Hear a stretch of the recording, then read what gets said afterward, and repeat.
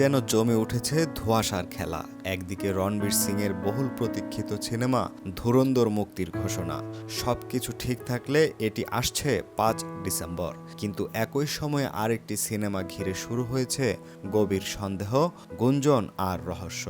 ডন 3 কি তবে বাতিলের পথে? শুরুতে আশা ছিল 2023-এর আগস্টেই ক্যামেরার সামনে আসবে ডন 3, কিন্তু ফারহান আক্তার বাহাদুর 120 নিয়ে ব্যস্ত থাকায় তা পিছিয়ে যায়।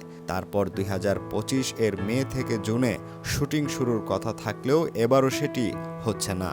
কেনই বা বারবার পিছিয়ে যাচ্ছে এই বহুল প্রতীক্ষিত প্রজেক্ট? বিশ্বস্ত সূত্র বলছে, খলনায়ক চরিত্রে চুক্তিবদ্ধ বিক্রান্ত মেসি নাকি সিনেমাটি ছেড়ে দিচ্ছেন।